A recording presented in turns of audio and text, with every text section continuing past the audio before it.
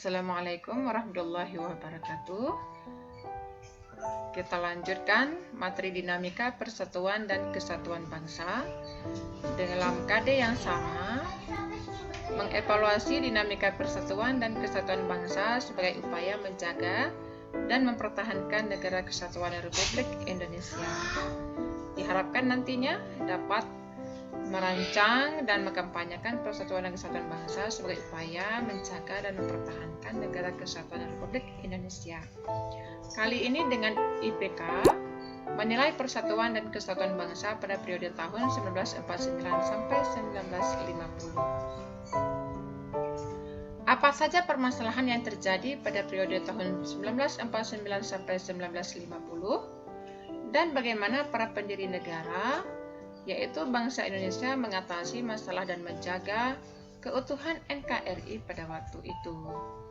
Kita ketahui bahwa pada tanggal 27 Desember 1949, berdasarkan perjanjian konferensi meja bundar, negara kesatuan Republik Indonesia berubah bentuk menjadi negara serikat dengan konstitusi RIS. Kemudian bagaimana sistem pemerintahan pada masa Republik Indonesia Serikat itu? Sistem pemerintahan yang dilaksanakan adalah sistem parlementer, yang mana Insinyur Soekarno sebagai presiden dan Muhammad Hatta sebagai perdana menteri. Adapun setiap negara bagian memiliki perwakilan di dalam Senat dan DPR. Alat negara yang lain adalah Mahkamah Agung dan Dewan Pengawas Keuangan.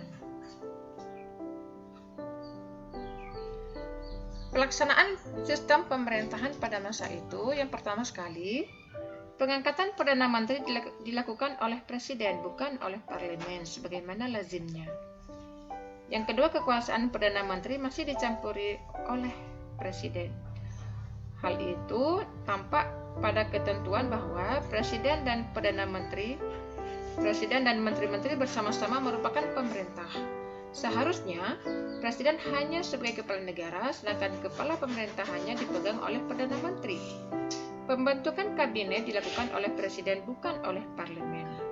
Yang keempat, pertanggungjawaban kabinet adalah kepada Dewan Perwakilan Rakyat, namun harus melalui keputusan pemerintah. Parlemen tidak mempunyai hubungan erat dengan pemerintah, sehingga DPR tidak mempunyai pengaruh besar terhadap pemerintah. Hal ini menyebabkan DPR tidak dapat menggunakan mosi tidak percaya kepada kabinet. Yang keenam, Presiden RIS mempunyai kedudukan rangkap, yaitu sebagai kepala negara dan kepala pemerintahan. Pada periode ini terjadi beberapa pemberontakan, diantaranya adalah APRA, Angkatan Perang Ratu Adil. APRA dipimpin oleh Kapten Raymond Westerling. Gerakan ini didasari oleh adanya kepercayaan rakyat akan datangnya seorang Ratu Adil yang akan membawa mereka ke suasana aman dan tentram serta memerintah dengan adil dan bijaksana. Pada tanggal 23 Januari 1950, pasukan APRA menyerang kota Bandung serta melakukan pembantaian dan pembunuhan terhadap anggota TNI. Pemberontakan APRA juga didukung oleh Sultan Hamid II yang menjabat sebagai Menteri Negara pada Kabinet RIS. Namun, pemberontakan ini berhasil ditumpas melalui operasi militer yang dilakukan oleh pasukan Siliwangi. Yang kedua, pemberontakan RMS, yaitu Republik Maluku Selatan. RMS dipimpin oleh Mr. Dr. Christian Robert Stephen Somokil yang menolak terhadap pembentukan Negara Kesatuan Republik Indonesia dan memproklamasikan Negara Republik Maluku Selatan pada tanggal 25 April 1950. Penyebab utama munculnya gerakan RMS adalah masalah pemerataan jatah pembangunan daerah yang dirasakan sangat kecil, tidak sebanding dengan daerah di Pulau Jawa. Pemberontakan ini dapat diatasi melalui ekspedisi militer yang dipimpin oleh Kolonel A.E. Kawilarang. Melalui ekspedisi militer, beberapa wilayah penting dapat dikuasai seperti Maluku, Ambon, dan sekitarnya, sehingga beberapa anggotanya banyak yang melarikan diri ke negeri Belanda. Yang ketiga, pemberontakan Andi Aziz. yang dipimpin oleh Andi Aziz terjadi di Makassar, diawali dengan adanya kekacauan di Sulawesi Selatan pada bulan April 1950. Kekacauan tersebut terjadi karena adanya demonstrasi dari kelompok masyarakat yang anti-federal. Untuk mengatasi pemberontakan tersebut, pemerintah pada tanggal 8 April 1950 mengeluarkan perintah bahwa dalam waktu 4x24 jam Andi Aziz harus melaporkan diri ke Jakarta untuk mempertanggungjawabkan perbuatannya. Pada tanggal 15 April 1950, Andi Aziz berangkat ke Jakarta setelah didesak oleh Presiden Indonesia Timur, yaitu Sukowati. Tetapi Andi Aziz terlambat melapor sehingga ia ditangkap dan diadili. Sedangkan pasukan yang dipimpin oleh Mayor Hafi Worang terus melakukan pendaratan di Sulawesi Selatan. Pada 21 April 1950, pasukan ini berhasil menduduki Makassar tanpa perlawanan dari pasukan pemberontak. Nah, saatnya kita mengidentifikasi masalah. Ya, mari kita melihat dari pembahasan tadi.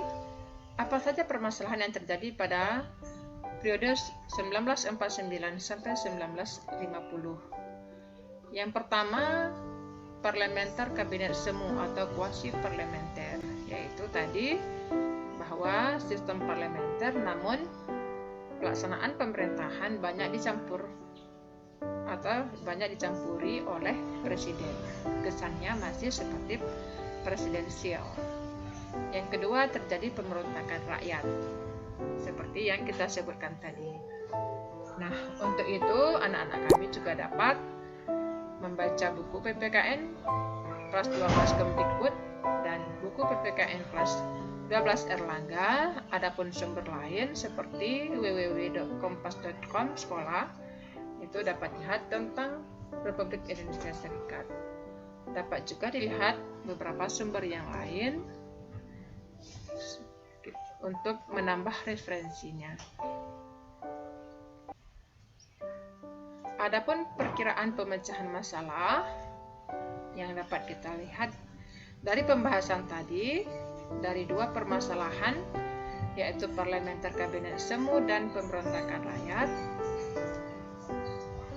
bagaimana para pemerintahan pada masa itu mempertahankan dan menjaga keutuhan persatuan dan kesatuan Republik Indonesia.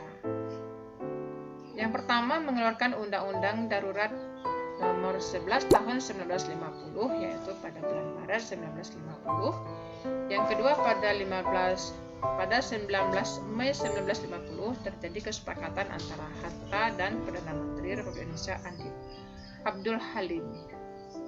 Kemudian yang penting lagi adalah karena mereka membicarakan bagaimana negara Indonesia ini kembali kepada negara kesatuan, maka Konstitusi RIS digabung dengan Undang-Undang Dasar 1945 menghasilkan Undang-Undang Dasar Sementara 1950.